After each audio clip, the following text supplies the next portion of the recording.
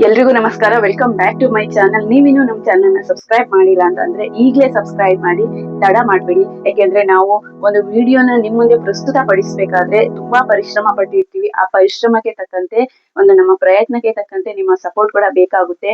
ಒಂದು ವಿಡಿಯೋ ಹಿಂದೆ ಅದ್ರ ಹಿಂದೆ ಹೋಗಿ ಅದಕ್ಕೆ ಇಷ್ಟು ಸಮಯ ಕೊಟ್ಟು ನಮ್ಮ ಕೆಲಸ ಕಾರ್ಯಗಳನ್ನ ಬದಿಗಿಟ್ಟು ನಾವು ನಿಮ್ಮ ಮುಂದೆ ಒಂದು ವಿಡಿಯೋನ ಪ್ರಸ್ತುತ ಪಡಿಸ್ಬೇಕು ಅಂತಂದ್ರೆ ಅದಕ್ಕೆ ತುಂಬಾ ಪರಿಶ್ರಮ ಇದೆ. ಅದ್ ನಿಮ್ಗೆಲ್ಲ ಗೊತ್ತೇ ಇದೆ.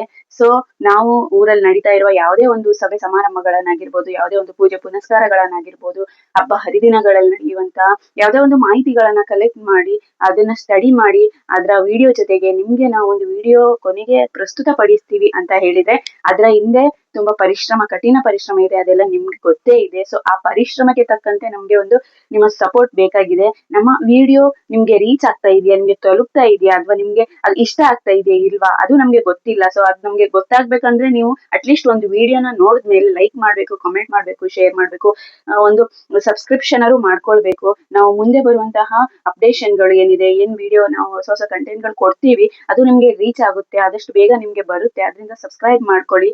ನೀವು ಇಷ್ಟೇ ಮಾಡ್ಬೇಕಾಗಿರೋದು ನಮ್ಗೆ ಸಪೋರ್ಟ್ ಮಾಡ್ಬೇಕಂದ್ರೆ. ಯಾಕಂದ್ರೆ ನಮ್ಗೂ ಅನ್ಸುತ್ತೆ ನಾವು ಮಾಡುವಂತ ವಿಡಿಯೋ ವೀಕ್ಷಕರಿಗೆ ಇಷ್ಟ ಆಗುತ್ತೋ ಇಲ್ವೋ, ನಿಮ್ಗೆ ತಲುಪುತ್ತೋ ಇಲ್ವೋ, ಅದು ಯಾವ ರೀತಿ ಇಷ್ಟ ಆಗುತ್ತೋ, ಅದು ಪಾಸಿಟಿವ್ ಆಗಿ ಇರ್ಲಿ, ನೆಗೆಟಿವ್ ಆಗಿರ್ಲಿ, ನೀವೊಂದು ನಿಮ್ಗೆ ಅನಿಸಿದ್ದನ್ನ ನಮ್ಗೆ ಹೇಳಿದ್ರೆ ಕರೆಕ್ಷನ್ ಆದ್ರೂ ನಾವು ಮಾಡ್ಕೊಳ್ತೀವಿ. ನಿಮ್ಗೆ ರೀಚ್ ಆಗುತ್ತೋ ಇಲ್ವಾ ಅಂತ ತಿಳ್ಕೊಳ್ಳೋದಕ್ಕೆ ನಮ್ಗೆ ಅದು ಒಂದು ಕ್ಯೂರಿಯಾಸಿಟಿ ಕೂಡ ಇದೆ. ಅದರಿಂದ ನೀವು ಆದಷ್ಟು ಲೈಕ್ ಮಾಡಿ, ಕಮೆಂಟ್ ಮಾಡಿ, ಆಮೇಲೆ ನಮ್ದು ವಿಡಿಯೋಗಳನ್ನ ಶೇರ್ ಮಾಡಿ, ಆದಷ್ಟು ಜನರಿಗೆ ರೀಚ್ ಆಗ್ಲಿ. ಫಸ್ಟ್ ಗೆ ನೀವು ಮಾಡ್ಬೇಕಾಗಿರೋದು ಸಬ್ಸ್ಕ್ರೈಬ್ ಅಷ್ಟೇ, ಸಬ್ಸ್ಕ್ರಿಪ್ಷನ್ ಮಾಡ್ಕೊಳ್ಳಿ. ಸೊ ನಮ್ಗೆ ಇನ್ನಷ್ಟು ಹುರುಪು ಹುಮ್ಮಸ್ಸು ಜಾಸ್ತಿ ಆಗುತ್ತೆ. ಮುಂದಿನ ನಾವು ಇನ್ನಷ್ಟು ವಿಡಿಯೋ ಮಾಡ್ಬೇಕಾ, ಹೊಸ ಹೊಸ ಕಂಟೆಂಟ್ ತಗೊಳ್ಬೇಕಾ, ಇನ್ನು ಹೊಸ ಹೊಸ ಯಾವ್ದಾದ್ರು ಒಂದು ಮಾಹಿತಿಯನ್ನ ಕಲೆಕ್ಟ್ ಮಾಡ್ಕೊಂಡು ಇನ್ನು ವೆರೈಟಿ ಆಫ್ ವಿಡಿಯೋಸ್ ನ ನಿಮ್ ಮುಂದೆ ನಾವು ತರ್ಬೇಕಾ, ನಮ್ಗೊಂಥರ ಹುಮ್ಮಸ್ ಜಾಸ್ತಿ ಆಗುತ್ತೆ, ನಮ್ಮ ಹುರುಪು ದುಪ್ಪಟ್ಟಾಗುತ್ತೆ. ಆದ್ರಿಂದ ನಾನು ಹೇಳ್ತಾ ಇದ್ದೀನಿ, ನಮ್ಮ ಈ ಪರಿಶ್ರಮಕ್ಕೆ ನಿಮ್ಮ ಒಂದು ಸಪೋರ್ಟ್ ನಮ್ಗೆ ಬೇಕೇ ಬೇಕು. ಆದ್ರಿಂದ ನಿಮ್ಮ ಹತ್ರ ಹೇಳ್ತಾ ಇರೋದ್ ನಾನು, ನೀವು ಸಬ್ಸ್ಕ್ರೈಬ್ ಮಾಡ್ಕೊಳ್ಳಿ ನಮ್ಮ ಚಾನೆಲ್ನ. ಇನ್ನು ಸಬ್ಸ್ಕ್ರೈಬ್ ಮಾಡಿಲ್ಲ ಅಂತಂದ್ರೆ ಏನ್ ಪರವಾಗಿಲ್ಲ, ಇವಾಗ ಸಬ್ಸ್ಕ್ರೈಬ್ ಮಾಡ್ಕೊಳ್ಳಿ.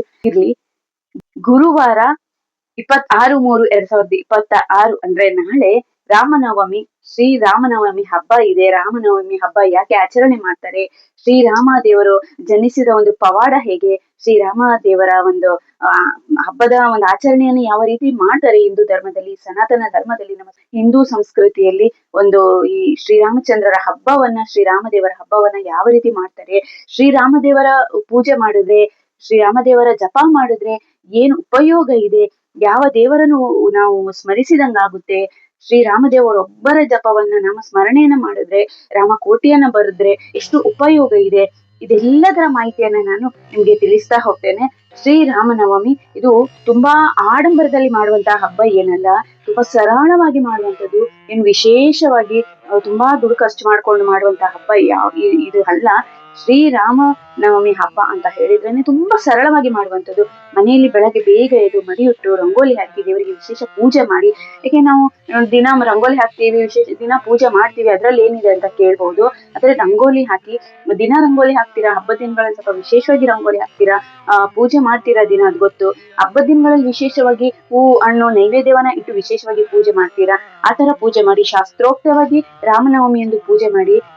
ನಿಮ್ಮ ಈ ಪೂಜೆ ತುಂಬಾ ಸರಳವಾಗಿರ್ಲಿ. ಯಾರೋ ಪಕ್ಕದ ಮನೆಯವ್ರು ನೋಡ್ತಾರೆ, ಅವ್ರು ನೋಡ್ತಾರೆ, ನಾವ್ ಸ್ಟೇಟಸ್ಗೆ ಹಾಕೋಬೇಕು, 4 ಜನ ನೋಡ್ಬೇಕು, ಅವ್ರು ಮಾಡ್ತಾರೆ ನಾವು ಮಾಡ್ಬೇಕು, ಈ ತರದಿಂದ ನೀವು ಪೂಜೆ ಮಾಡ್ಬೇಡಿ. ಶ್ರದ್ಧಾ ಭಕ್ತಿಯಿಂದ ಪೂಜೆ ಮಾಡಿ, ಆ ದೇವರಲ್ಲಿ ತಲುಪುತ್ತೆ. ಶ್ರೀರಾಮನವಮಿ ಎಂದು ಬೆಳಗ್ಗೆ ಬೇಗ ಎದ್ದು ಮಡಿಯುಟ್ಟು ರಂಗೋಲಿ ಹಾಕಿ ವಿಶೇಷವಾಗಿ ಹೂ ಹಣ್ಣು ನೈವೇದ್ಯಗಳನ್ನ ದೇವರಿಗೆ ಸಮರ್ಪಿಸಿ, ಪಾನಕ ಕೋಸಂಬರಿ ಸಿಹಿ ಪಾಯಸ ಸಿಹಿ ತಿನಸುಗಳನ್ನ ಮಾಡಿ, ಮಜ್ಜಿಗೆಯನ್ನ ಮಾಡಿ ಮಡಿಕೆಗಳಲ್ಲಿ ಮಾಡಿ 4 ಜನರಿಗೆ ಹಂಚುತ್ತಾ ಇದ್ರು. ದೇವ್ರಿಗೆ ನೈವೇದ್ಯ ಮಾಡಿ 4 ಜನರಿಗೆ ಹಂಚಿ ಮನೆಗೆ ತಗೊಂಡ್ ಬಂದು ಅದನ್ನ ಸ್ವೀಕರಿಸ್ತಾ ಇದ್ರು. ಹಂಚಿದ್ರೆ ಅದು ಯಾವ ರೀತಿ ನಮ್ಗೆ ಪುಣ್ಯ ಸಿಗುತ್ತೆ ಅಂತ ಹೇಳಿದ್ರೆ, ಇವಾಗ ಶೆಕೆಗಾಲ, ಶೆಕೆಯಲ್ಲಿ ಜನ ತುಂಬಾ ದಂಡಿರ್ತಾರೆ. ಸೊ ರೋಡಲ್ಲಿ ಬೀದಿಯಲ್ಲಿ ಓಡಾಡುವಂತ ಜನರಿಗೆ ಈ ಪಾನಕ ಕೋಸಂಬರಿ ಮಜ್ಜಿಗೆಗಳನ್ನ ಕೊಟ್ಟು ಅವರ ಹೊಟ್ಟೆಯನ್ನ ತಂಪು ಮಾಡಿ, ಆಮೇಲೆ ನಾವು ಇದ್ರೆ ಅದನ್ನ ತಿಂದ್ರೆ ಅವರ ಹೊಟ್ಟೆ ತಂಪಾಗಿ ಅವರು ನಮ್ಮನ್ನ ಅರಸ್ತಾರೆ. ಅದು ನಮ್ಗೆ ಪುಣ್ಯ ಸಿಗುತ್ತೆ. ಈ ಶೆಕೆಗಾಲದಲ್ಲಿ ಈ 4 ಜನರ ಹೊಟ್ಟೆ ತಂಪಾದ್ರೆ ಆ ಒಂದು ಪುಣ್ಯದ ಫಲ ನಮ್ಗೆ ಸಿಗುತ್ತೆ, ನಮ್ಮ ಹೊಟ್ಟೆ ತಂಪಾಗುತ್ತೆ, ನಮ್ಮ ಜೀವನ ಕೂಡ ತಂಪಾಗುತ್ತೆ ಅಂತ ಒಂದು ಧಾರ್ಮಿಕ ನಂಬಿಕೆ ಇದೆ. ಆದ್ರಿಂದ ಶ್ರೀರಾಮನವಮಿ ಎಂದು ರಾಮದೇವರಿಗೆ ತುಂಬಾ ವಿಶಿಷ್ಟವಾದ ಪಾನಕಗಳನ್ನ, ಕೋಸಂಬರಿಗಳನ್ನ, ಹೆಸರುಬೇಳೆ ಕೋಸಂಬರಿ, ಪಾನಕ, ಆಮೇಲೆ ಮಜ್ಜಿಗೆ ಮಾಡ್ತಾರೆ, ತಂಪು ಪಾನೀಯಗಳು ಮಾಡ್ತಾರೆ, ಶರ್ಬತ್ ಮಾಡ್ತಾರೆ, ಮತ್ತೆ ಈ ಸಿಹಿ ತಿನಸುಗಳು, ಪಾಯಸಗಳು ಈ ತರದೆಲ್ಲ ವಿಶೇಷವಾದ ನೈವೇದ್ಯಗಳನ್ನ ಮಾಡ್ತಾರೆ. ದೇವಸ್ಥಾನಗಳಲ್ಲಿ ವಿಶೇಷವಾಗಿ ಸೀತಾರಾಮ ಕಲ್ಯಾಣೋತ್ಸವ ಇರುತ್ತೆ, ಆ ಕಾರ್ಯಕ್ರಮನ ಹಮ್ಮಿಕೊಳ್ತಾರೆ. ಆಮೇಲೆ ದೇವಸ್ಥಾನಗಳಲ್ಲಿ ವಿಶೇಷವಾಗಿ ಪೂಜೆ ಇರುತ್ತೆ, ಸಾಂಸ್ಕೃತಿಕ ಕಾರ್ಯಕ್ರಮಗಳಿರುತ್ತೆ. ಮನೆಯಲ್ಲಿ ಕೂಡ ಹಾಗೆ ಚಿಕ್ಕದಾದ ಒಂದು ರಾಮದೇವರ ಮೂರ್ತಿ ಇದ್ರೆ ಅದಕ್ಕೆ ಅಭಿಷೇಕ ಮಾಡಿ, ಪೂಜೆ ಮಾಡಿ, ತೊಟ್ಲಿದ್ರೆ ತೊಟ್ಲಿಗೆ ಹಾಕಿ ತೂಗಿ, ಅಂದ್ರೆ ರಾಮದೇವರು ಹುಟ್ಟಿದಂತ ದಿನವನ್ನ ಶ್ರೀರಾಮನವಮಿ ಅಂತ ಆಚರಣೆ ಮಾಡೋದು. ಅಂದ್ರೆ ಚೈತ್ರ ಮಾಸದ ಶುಕ್ಲ ಪಕ್ಷದ ನವಮಿ ತಿಥಿಯಂದು ಕರ್ಕಟ ಲಗ್ನದಲ್ಲಿ ಪುಷ್ಯ ನಕ್ಷತ್ರದಲ್ಲಿ ಮಧ್ಯಾಹ್ನದ ಹೊತ್ತಲ್ಲಿ ರಾಮದೇವರು ಹುಟ್ಟಿರ್ತಾರೆ.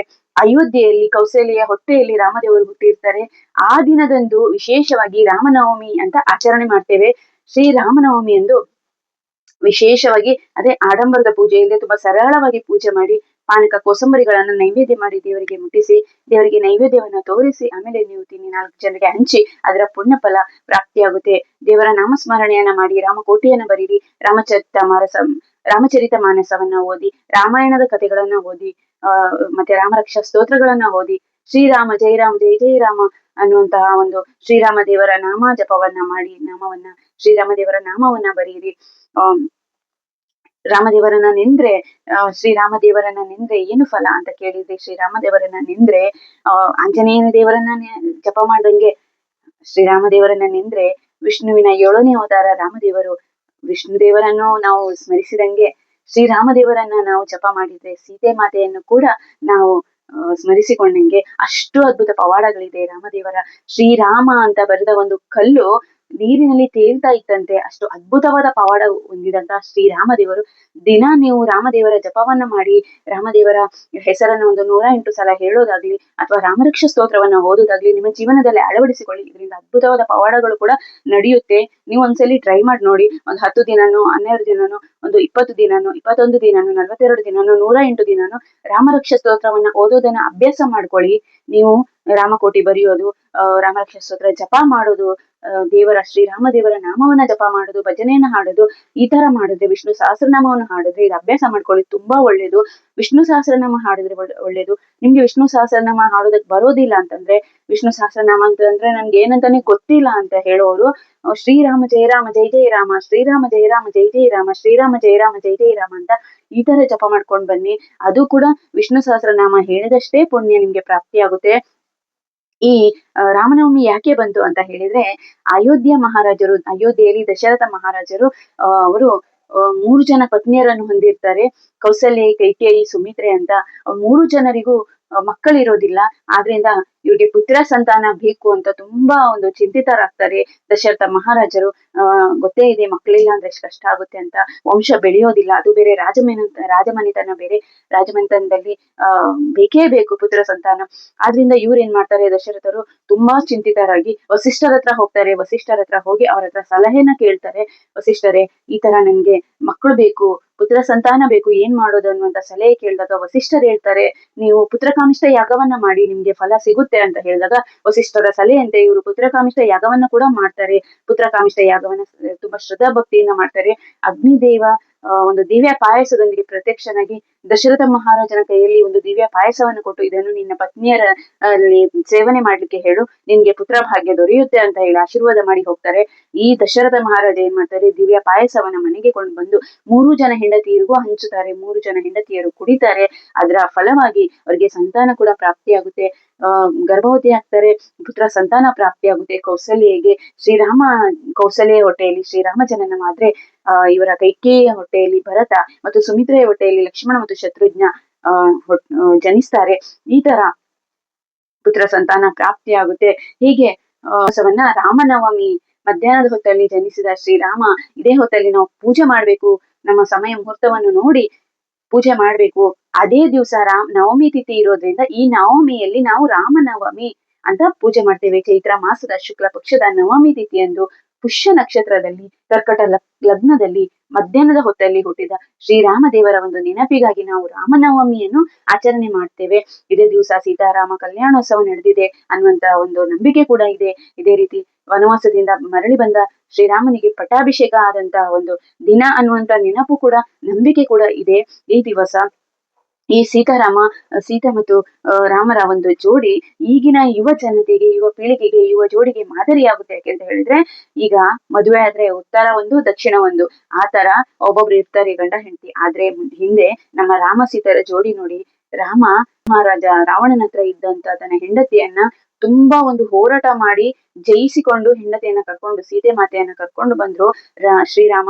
ಅದೇ ರೀತಿ ತನ್ನ ಗಂಡ ವನವಾಸಕ್ಕೆ ಹೋಗ್ತಾರೆ ಅಂತ ಗೊತ್ತಿದ್ರು ಈ ಅರಮನೆಯ ರಾಜ ವೈಭೋಗದಲ್ಲಿ ಬೆಳೆದಂತಹ ಸೀತಾಮಾತೆ, ಇಲ್ಲ ನನ್ನ ಗಂಡನ ಜೊತೆ ನಾನು ಹೋಗ್ತೇನೆ, ನನ್ನ ಗಂಡ ಎಲ್ಲಿ ಇರ್ತಾರೋ ಅದೇ ನನ್ನ ಅರಮನೆ, ಅದು ವನವಾಸವಾದ್ರೂ ಸರಿ, ಅದು ಸೆರೆಮನೆ ಆದ್ರೂ ಸರಿ, ಸೆರೆವಾಸವಾದ್ರೂ ಸರಿ, ನಾನು ನನ್ನ ಗಂಡನ ಜೊತೆ ಇರ್ತೇನೆ, ಅದೇ ನನ್ನ ಧರ್ಮ, ಅದು ನನ್ನ ಸತಿ ಧರ್ಮ, ನಾನು ಹೋಗ್ತೇನೆ. ಇಂತ ಅರಮನೆಯ ರಾಜ ವೈಭೋಗ ನನ್ಗೆ ಬೇಡವೇ ಬೇಡ, ನನ್ನ ಗಂಡ ಎಲ್ಲಿ ಇರ್ತಾನೋ ಅದೇ ನನ್ಗೆ ಅರಮನೆ ಅಂತ ಹೇಳ್ಕೊಂಡು ಈ ಅರಮನೆಯ ವೈಭೋಗಗಳನ್ನ ತ್ಯಜಿಸ್ಕೊಂಡು ವನವಾಸಕ್ಕೆ ಹೋಗ್ತಾರೆ. ಇದು ಈ ನಮ್ಮ ಯುವ ಜೋಡಿಗೆ, ಯುವ ಪೀಳಿಗೆಗೆ ಒಂದು ಮಾದರಿಯಾಗಿದೆ. ಈ ಸೀತಾರಾಮರ ಜೋಡಿ ಮಾದರಿಯಾಗಿದೆ. ಅನೇಕ ದೇವಸ್ಥಾನಗಳಲ್ಲಿ ಸೀತಾರಾಮರ ಕಲ್ಯಾಣೋತ್ಸವ ಕೂಡ ನಡೆಯುತ್ತೆ. ಸೀತಾರಾಮರ ಕಲ್ಯಾಣೋತ್ಸವ ನಡೆದ್ರೆ ಅಲ್ಲಿ ಭಾಗಿಯಾಗಿ ನಿಮ್ಗೆ ತುಂಬಾ ಒಳ್ಳೇದು, ತುಂಬಾ ಪುಣ್ಯ ಫಲ ಪ್ರಾಪ್ತಿ ಆಗುತ್ತೆ. ಈ ಕಲ್ಯಾಣೋತ್ಸವನ ನೀವು ಕಣ್ತುಂಬ ನೋಡ್ಕೊಂಡ್ರೆ ಅಥವಾ ಕೇಳಿದ್ರೆ ತುಂಬಾ ಒಳ್ಳೇದು. ಅದ್ರಿಂದ ಅದಕ್ಕೆ ನೀವು ಭಾಗಿಯಾಗಿ ಸೀತಾರಾಮ ಕಲ್ಯಾಣೋತ್ಸವ ಎಲ್ಲಾದ್ರೂ ಕಾರ್ಯಕ್ರಮ ನಡೀತಾ ಇದ್ರೆ ನೀವು ಆ ಕಾರ್ಯಕ್ರಮಕ್ಕೆ ಭಾಗಿಯಾಗಿ ಅಂತ ಹೇಳ್ತೀನಿ. ಶ್ರೀರಾಮ ದೇವರ ಒಂದು ಪೂಜೆಯನ್ನ ತುಂಬಾ ಶಾಸ್ತ್ರೋಕ್ತವಾಗಿ ಮಾಡಿ, ತುಂಬಾ ಆಡಂಬರದಿಂದ ಮಾಡ್ಬೇಡಿ. ಸರಳವಾಗಿ ನಿಮ್ಮ ಮನದಲ್ಲಿ ಎಷ್ಟು ಭಕ್ತಿ ಇದೆ ಆ ಭಕ್ತಿಯಿಂದ, ಶ್ರದ್ಧಾ ಭಕ್ತಿಯಿಂದ ಮಾಡಿ. ತುಂಬಾ ದುಂದು ವೆಚ್ಚ ಮಾಡ್ಕೊಂಡು ಹಬ್ಬ ಮಾಡ್ಬೇಕು ಆತರ ಏನು ಇಲ್ಲ. ತುಂಬಾ ಸರಳವಾಗಿ ನಿಮ್ಮ ಕೈಯಲ್ಲಿ ಏನಾಗುತ್ತೆ, ಎಷ್ಟಾಗುತ್ತೆ ಅಷ್ಟೇ ರೀತಿಯಿಂದ ಒಂದು ಸ್ವಲ್ಪ, ನೀವೇನು ಕ್ಯಾನ್ ಗಟ್ಲೆ ಬೇರೆ ಗಟ್ಲೆ ಪಾನಕಗಳನ್ನ ಮಾಡಿ ಊರವ್ರಿಗೆಲ್ಲ ಹಂಚ್ಬೇಕು ಅಂತ ಇಲ್ಲ. ನಿಮ್ಗೆ ಎಷ್ಟಾಗುತ್ತೆ, ನಿಮ್ಮ ಕೈಯಲ್ಲಿ ಎಷ್ಟಾಗುತ್ತೆ, ಅಕ್ಕಪಕ್ಕದ ಮನೆಯವ್ರಿಗಾದ್ರೂ ಒಂದೊಂದು ಲೋಟ ಪಾನಕ ಕೊಡುವಷ್ಟು ಮಾಡಿ ನಿಮ್ಮ ಮನೆಯಲ್ಲಿ ಪಾನಕಗಳನ್ನ ಮಾಡಿ ದೇವರಿಗೆ ನೈವೇದ್ಯ ತೋರಿಸಿ 4 ಜನರಿಗೆ ಹಂಚಿ 4 ಜನರ ಹೊಟ್ಟೆ ತಂಪಾದಂಗೆ ನಮ್ಮ ಹೊಟ್ಟೆ ತಂಪಾಗುತ್ತೆ, ನಮ್ಮ ಜೀವನ ಕೂಡ ಸುಖಮಯವಾಗುತ್ತೆ, ನಮ್ಮ ಜೀವನ ತಂಪಾಗುತ್ತೆ, ನೆಮ್ಮದಿ ಪ್ರಾಪ್ತಿಯಾಗುತ್ತೆ, ಸುಖ ಶಾಂತಿ ಆಯುಷ್ಯ ನಮ್ಗೆ ಪ್ರಾಪ್ತಿಯಾಗುತ್ತೆ. ಶ್ರೀರಾಮನವಮಿ ಹಬ್ಬವನ್ನ ಮಾಡೋದ್ರಿಂದ. ಇಲ್ಲ ನಮ್ ಹಿರಿಯರ್ ಮಾಡ್ಲಿಲ್ಲ, ನಾವದ್ ಹೆಂಗ್ ಮಾಡೋದು, ನಮ್ಮನೇಲಿ ಶಾಸ್ತ್ರ ಇಲ್ಲ ಅಂತ, ಪದ್ಧತಿ ಇಲ್ಲ ಅಂತ ಹೇಳ್ಬೇಡಿ. ಯಾಕೆಂದ್ರೆ ನಮ್ಮ ಹಳೆ ಕಾಲದವರು ಮಿಕ್ಸಿ, ಗ್ರೈಂಡರ್, ಫ್ರಿಡ್ಜ್ ಯೂಸ್ ಮಾಡ್ತಾ ಇರ್ಲಿಲ್ಲ. ಅವ್ರು ಯೂಸ್ ಮಾಡ್ತಾ ಇರ್ಲಿಲ್ಲ ಅಂತ ನಾವ್ ಯೂಸ್ ಮಾಡ್ತಾ ಇಲ್ವಾ? ಮಾಡ್ತಾ ಇದೀವಿ. ಅದೇ ರೀತಿ ಇವಾಗ ಅವ್ರು ಮಾಡ್ತಾ ಇಲ್ಲ ಅಂತ ನಾವು ಮಾಡೋದು ಆ ತರ ಅಲ್ಲ. ಇಲ್ಲ, ನಾವು ಮಾಡಬಹುದು, ಏನ್ ತೊಂದ್ರೆ ಇಲ್ಲ. ದೇವರ ಪೂಜೆಯನ್ನ ಮಾಡಿದ್ರೆ ನಮ್ಗೆ ಪುಣ್ಯ ಪ್ರಾಪ್ತಿ ಆಗೋದು. ಆದ್ರಿಂದ ನಿಮ್ಮ ಕೈಯಲ್ಲಿ ಎಷ್ಟಾಗುತ್ತೆ ತುಂಬಾ ಆಡಂಬರದಲ್ಲಿ ಮಾಡೋದು ಯಾವುದು ಅಗತ್ಯ ಇಲ್ಲ. ತುಂಬಾ ಸರಳವಾಗಿ ನಿಮ್ ಕೈಲಿ ಎಷ್ಟಾಗುತ್ತೆ ಆ ರೀತಿಯಿಂದ ಈ ರಾಮದೇವರ ಒಂದು ರಾಮನವಮಿಯನ್ನ ಆಚರಣೆ ಮಾಡಿ, ರಾಮಕೋಟಿಯನ್ನ ಬರೀರಿ, ರಾಮಚರಿತ ಮಾನಸವನ್ನ ಓದಿ, ರಾಮಾಯಣದ ಕಥೆಯನ್ನ ಓದಿ ಕೇಳ್ಕೊಳ್ಳಿ. ಯೂಟ್ಯೂಬ್ ಅಲ್ಲಿ ಬರುತ್ತೆ. ವಿಷ್ಣು ಸಹಸ್ರನಾಮವನ್ನ ಕೇಳಿ, ವಿಷ್ಣು ಸಹಸ್ರನಾಮ ಗೊತ್ತಿದ್ರೆ ಅದನ್ನ ಹೇಳಿ, ರಾಮರಕ್ಷಾ ಸ್ತೋತ್ರವನ್ನ ಹೇಳಿ, ತುಂಬಾ ಒಂದು ವಿಶೇಷವಾದ ಪುಣ್ಯವನ್ನು ಪ್ರಾಪ್ತಿ ಆಗುತ್ತೆ. ಯಾಕಂದ್ರೆ ಅದ್ ನಿಮ್ಗೆ ಗೊತ್ತೇ ಇದೆ ಶ್ರೀರಾಮ ದೇವರ ಪವಾಡ ಎಷ್ಟು ಅದ್ಭುತವಾಗಿರೋದು ಅಂತ. ಈ ವಿಷ್ಣು ದೇವರ 7ನೇ ಅವತಾರ ಧರ್ಮವನ್ನ ರಕ್ಷಿಸೋದಕ್ಕೆ, ಅಧರ್ಮವನ್ನ ಮೆಟ್ಟಿ ನಿಲ್ಲೋದಕ್ಕೆ, ದುಷ್ಟರ ಸಂಹಾರ ಮಾಡೋದಕ್ಕೆ ಸಾಕ್ಷಾತ್ ವಿಷ್ಣು ದೇವರು 7ನೇ ಅವತಾರ ತಾಳಿದಂತಹ ರಾಮ ದೇವರ ಅವತಾರ 7ನೇ ಅವತಾರ. ವಿಷ್ಣು ದೇವರ ಅವತಾರದಲ್ಲಿ ರಾಮಕೃಷ್ಣರ ಅವತಾರ ತುಂಬಾ ಪವಾಡವನ್ನು ಮೀರಿದಂತ ಅವತಾರ. ಅದರಲ್ಲಿ ಶ್ರೀರಾಮ ದೇವರ 7ನೇ ಅವತಾರ, ವಿಷ್ಣು ದೇವರ 7ನೇ ಅವತಾರ ಶ್ರೀರಾಮ. ವಿಷ್ಣು ದೇವರು ಯಾಕೆ ಅವತಾರ ತಾಳಿದ್ರು ಅಂತ ಹೇಳಿದ್ರೆ ಧರ್ಮವನ್ನು ರಕ್ಷಣೆ ಮಾಡೋದಕ್ಕೆ, ಅಧರ್ಮವನ್ನು ಮೆಟ್ಟಿ ನಿಲ್ಲೋದಕ್ಕೆ, ದುಷ್ಟರ ಸಂಹಾರ ಮಾಡೋದಕ್ಕೆ ಶ್ರೀರಾಮರ ಒಂದು ಜನ್ಮವಾಯಿತು. ಅಯೋಧ್ಯೆಯಲ್ಲಿ ಶ್ರೀರಾಮರ ಜನನವಾಯಿತು. ವಿಷ್ಣು ಅವತಾರ ಶ್ರೀರಾಮರ ಜನನವಾಯಿತು. ಶ್ರೀರಾಮರು ತುಂಬಾ ಸೃಜನಶೀಲ, ಒಳ್ಳೆಯ ಗುಣನಡತೆಯುಳ್ಳ, ಒಳ್ಳೆಯ ಒಂದು ಏಕಪತ್ನಿ ವ್ರತಸ್ಥನಾದ, ವೀರ ಶೂರ ಮರ್ಯಾದಾ ಪುರುಷನಾದ ಶ್ರೀರಾಮರು ನಮ್ಮೆಲ್ಲರ ಜೀವನದಲ್ಲಿ ಒಳ್ಳೆಯದನ್ನು ಮಾಡಲಿ. ನಮ್ಮೆಲ್ಲರಿಗೂ ಶ್ರೀರಾಮ ಸೀತೆ ನಮ್ಮೆಲ್ಲರಿಗೂ ಮಾದರಿಯಾಗಲಿ. ಎಲ್ಲರನ್ನು ಕಾಪಾಡಲಿ ಅಂತ ಹೇಳ್ತಾ ಶ್ರೀರಾಮನವಮಿ ಹಬ್ಬದ ಹಾರ್ದಿಕ ಶುಭಾಶಯಗಳು. ಶ್ರೀರಾಮ ಜಯ ರಾಮ ಜಯ ಜಯ ರಾಮ, ಶ್ರೀರಾಮ ಜಯ ರಾಮ ಜಯ ಜಯ ರಾಮ, ಶ್ರೀರಾಮ ಜಯ ರಾಮ ಜಯ ಜಯ ರಾಮ. ಶ್ರೀರಾಮ ರಾಮ ರಾಮೇತಿ ರಮೇ ರಾಮೇ ಮನೋರಮೆ ಸಹಸ್ರನಾಮ ತತ್ತುಲ್ಯಂ ರಾಮನಾಮ ವರಾನನೆ. ಜೈ ಶ್ರೀ. ಆದ್ರೆ ಲೈಕ್ ಮಾಡಿ, ಶೇರ್ ಮಾಡಿ, ಕಾಮೆಂಟ್ ಮಾಡಿ, ಹಾಗೆ ಸಬ್ಸ್ಕ್ರೈಬ್ ಮಾಡೋದನ್ನ ಮರಿಬೇಡಿ. ನಮ್ಗೆ ಸಪೋರ್ಟ್ ಮಾಡಿ. Thank you.